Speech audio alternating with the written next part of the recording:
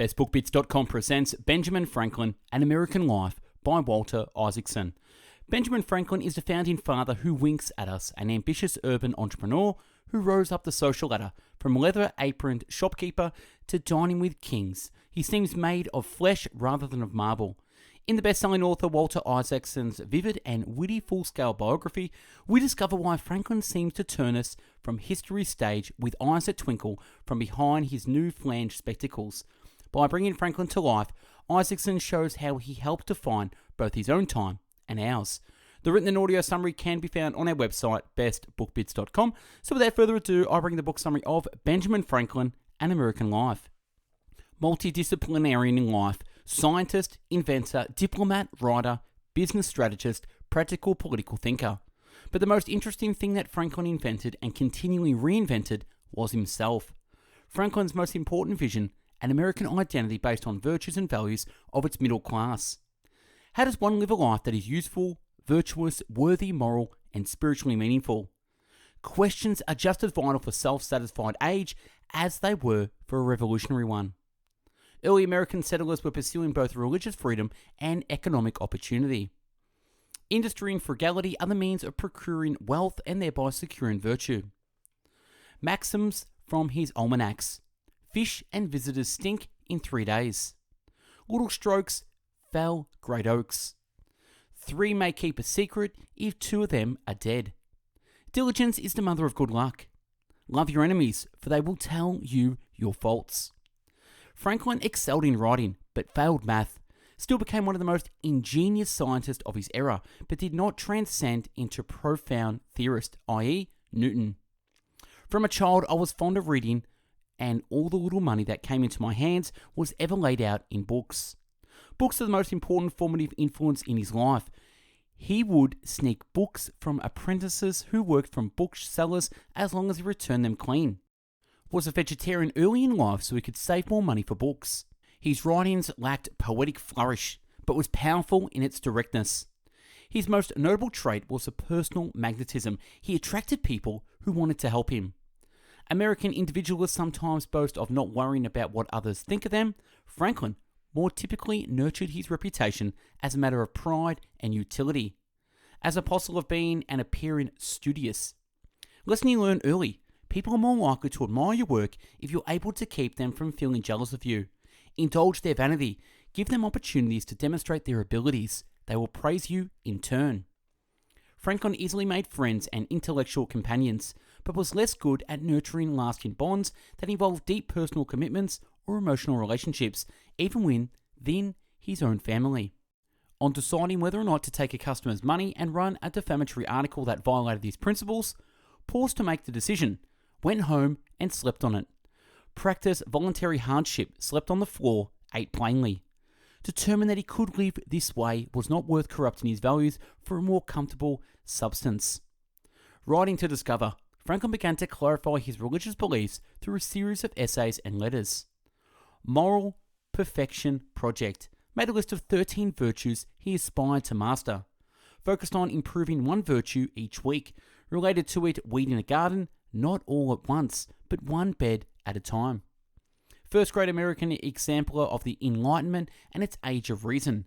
Born in Europe in the late 17th century, defined by the emphasis on reason and observational experience, a distrust of religious orthodoxy and traditional authority, and an optimism about education and progress. The general foible of mankind is its endless pursuit of wealth to no end. Franklin's Subscription Library, the Library Company of Philadelphia, first of its type in America. Subscribers pay dues to borrow books, improve the intelligence of common tradesmen and farmers as local subscription libraries caught on. His work focused on lightning and electricity led to his first becoming a popular hero. Believed science should be pursued initially for pure fascination and curiosity, then practical uses would eventually flow. Self-made. Thirst for knowledge made him the best self-taught writer and scientist of his times. Pride for practical solutions. Crossing the Atlantic in the summer of 1757, nearly wrecked on the Sicily Islands. Where I am Roman Catholic, perhaps I should on this occasion vow to build a chapel to some saint. But as I am not, if I were to vow at all, it should be to build a lighthouse. Travelling. Franklin's summer travels were the source of great joy. Deborah didn't share his love for travel and curiosity for the world. She was an independent in her own way as he was in his. Spent 15 of the last 17 years of their marriage an ocean away. Throughout his life and had few emotional bonds tying him to any one place. Glided through the world the way he glided through relationships. Modern election campaigns are often criticised for being negative, and today's press is slammed for being scurrilous. But the most brutal of modern attack ads pale in comparison to the barrage of pamphlets in the 1764 Assembly election. The autobiography of Benjamin Franklin, his goal was to describe how he rose from obscurity to prominence and provide some useful hints about how he succeeded for others to imitate. If he found himself writing with too much pride about an event, he would revise it by adding a self-deprecating comment. Autobiographies existed, but this was the first masterpiece by a self-made man.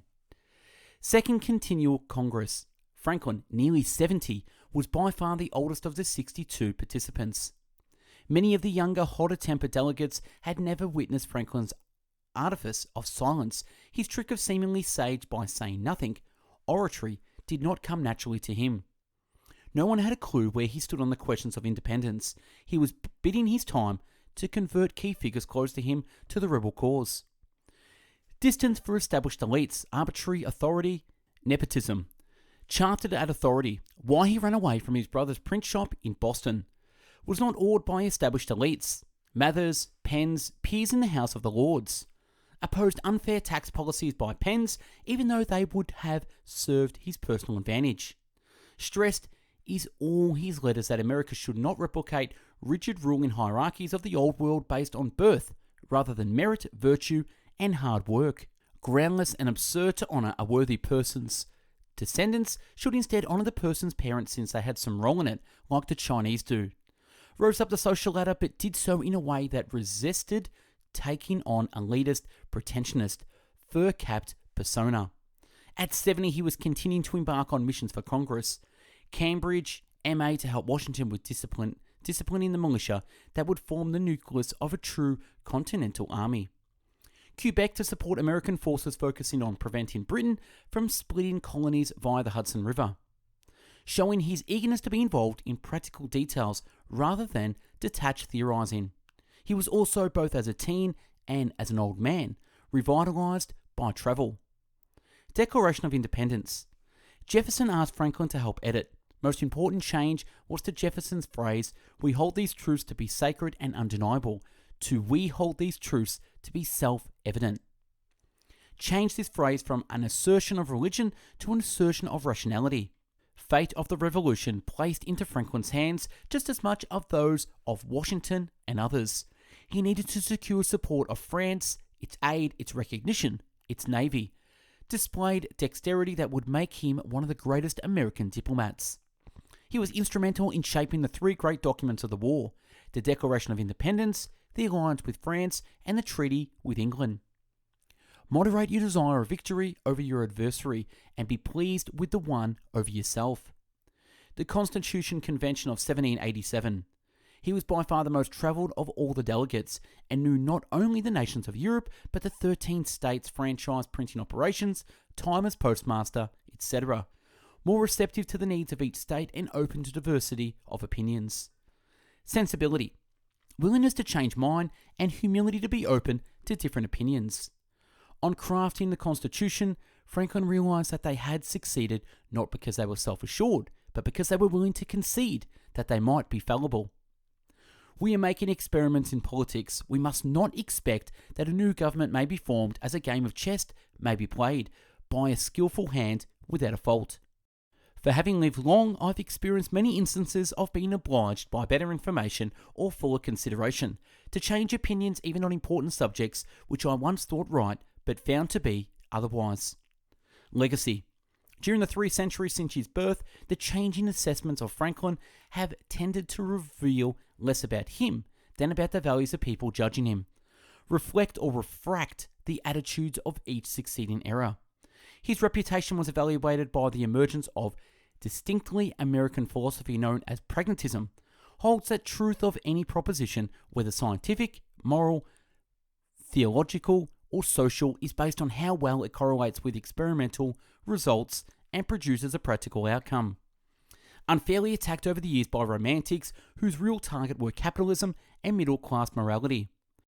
In most of the endeavours of his soul and mind, his greatness sprang from his practicality than from profundity or poetry. His guiding principle was a dislike of everything that tended to debase the spirit of the common people. And that's a wrap on the book summary of Benjamin Franklin. Check out a YouTube channel with over 500 video book summaries uploaded previously. Like the video, comment on what you think, and subscribe to the channel. If you haven't already, check out our website, bestbookbits.com, where you'll find over 500 video and written book summaries where you can read and download in the PDF offline. Join our weekly mailing list to get the latest email book summaries delivered to yourself through email by popping your email in the link below. If you haven't already joined our podcast, check out mixcloud.com/bestbookbits, where you can find and listen to over 500 audiobook summaries at your leisure. Follow us on Instagram for daily motivational quotes and book summaries. Thanks for watching and listening. Hope you got something out of this. Go out there, have an amazing day. Take care. Bye-bye now.